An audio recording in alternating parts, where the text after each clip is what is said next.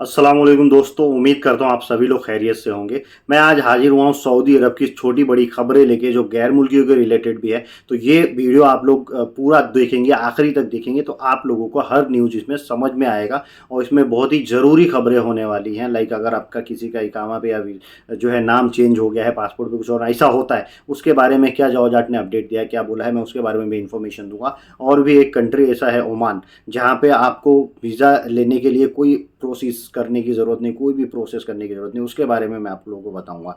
तो चलिए वीडियो की शुरुआत करता हूँ। शुरुआत में आप लोगों से गुजारिश करूंगा, मेरे चैनल पे अगर आप लोग नए हैं तो चैनल को सब्सक्राइब करके ऑल नोटिफिकेशन ऑन कर लीजिए। और फेसबुक पे अगर आप मुझे देख रहे हैं तो मेरे पेज को फॉलो कर लीजिए। इंस्टाग्राम पे भी मुझे फॉलो कर लीजिए। आपकी कोई भी कंसर्न, कोई भी सवाल है तो आप कमेंट भी कर सकते हैं या फिर मुझे डीएम कर सकते हैं इंस्टाग्राम और फेसबुक पे।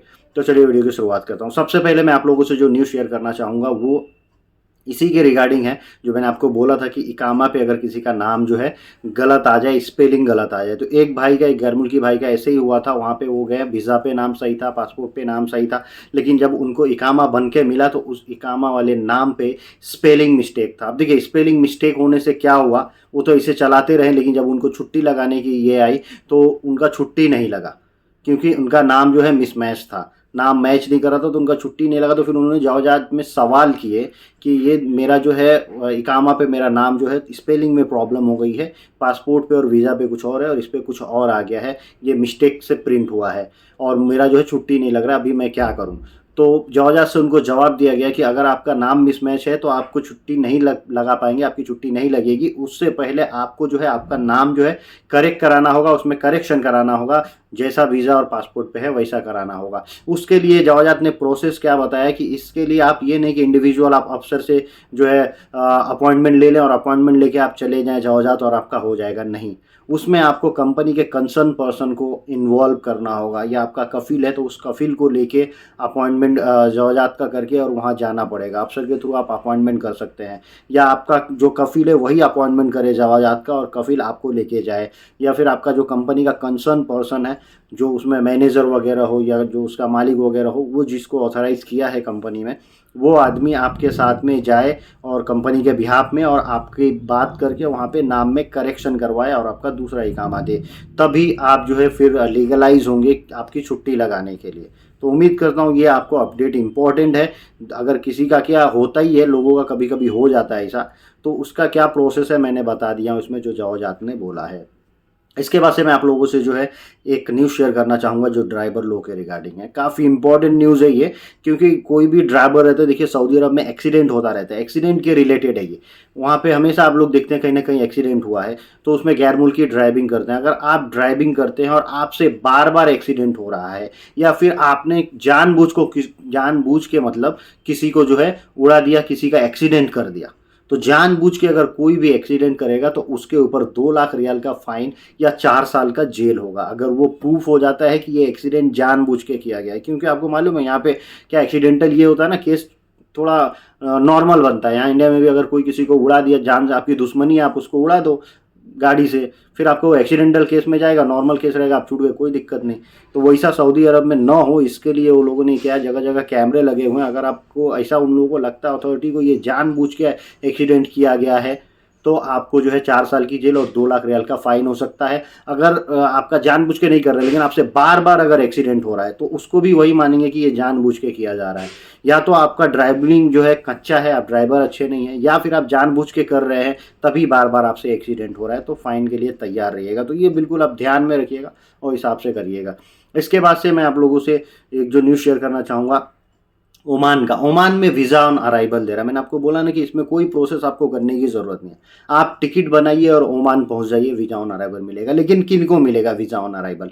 जो लोग, चाहे वो गैर मुल्की हों, लेकिन अगर आप सऊदी हो और दुबई, कुवैत, बहरीन, कतर, ये सब जगहों पे आप रह रहे हैं और आपके पास वहाँ की आईडी है, रेसिडेंस आईडी है आपकी, मतलब इकामा जिसको सऊदी का बोलते हैं, Qatar ID, Dubai ID, Kuwait ID और ये सब चीज़ें, बहरीन आईडी आपके पास है, और वो आईडी का वैलिडिटी 3 महीने से ज़्यादा है, तब आप जो है वीज़ा ऑन अराइवल पे ये अपना ओमान में जा सकते हैं। एक खाली आपको रिटर्न टिकट होटल बुकिंग लेना होगा, आप पहुंच जाइए ओमान, और वहां आप जैसे जाएंगे आपको ऑन अराइवल वीज़ा मिल जाएगा। ऑन अराइवल वीज़ा का मतलब कि पहले से कोई प्रोसेस नहीं करना होता है, आप उस देश के एयरपोर्ट पे उतरेंगे, वहीं पे आपको जो है वीज़ा स्टैम्प कर दिया जाएगा आपके पासपोर्ट पे, टूरिस्ट वीज़ा कि आप इतने दिन के लिए हैं। ये सब टूरिस्ट वीज़ा के लिए। तो वहाँ जो लोग रहते हैं गैर मुल्की लोग, कई कामों की वजह से या घूमने फिरने की वजह से भी कभी कभार जाना पड़ता है ओमान, तो उनके लिए है ये इनके लिए नहीं है कि अगर मैं इंडियन हूँ तो मैं चाहूँ, मैं इंडिया में रहता हूँ, मेरे पास किसी दूसरे देश का आईडी नहीं, वहाँ पे जॉब नहीं कर रहा हूँ, तो मुझे नहीं मिलेगा। वो उन्हीं विदेशी नागरिकों को मिलेगा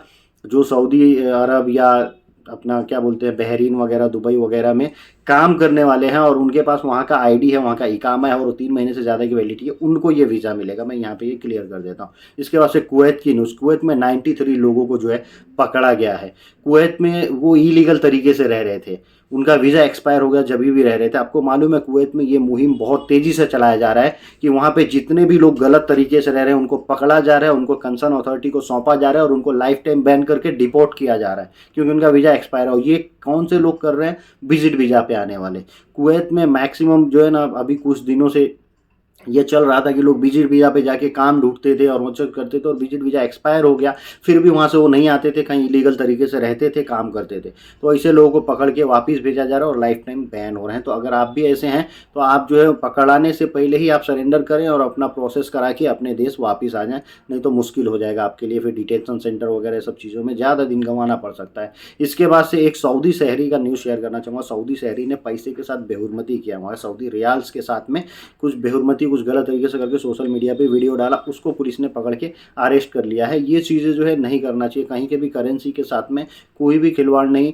और चाहे आप, हम इंडिया में हम भी अगर करेंगे ऐसा, उसको फाड़ दें, उसके साथ कुछ भी ऐसा उल्टा सीधा व्यवहार करने लगे और वीडियो बना के डाल दें हम पकड़े गए, या किसी ने हमारा वीडियो बना लिया हम पकड़े गए, तो हमको जेल होगी। ऐसे ही सऊदी अरब में हुआ है। इसके बाद से मैं आखिरी न्यूज़ आप लोगों से शेयर करना चाहूँगा।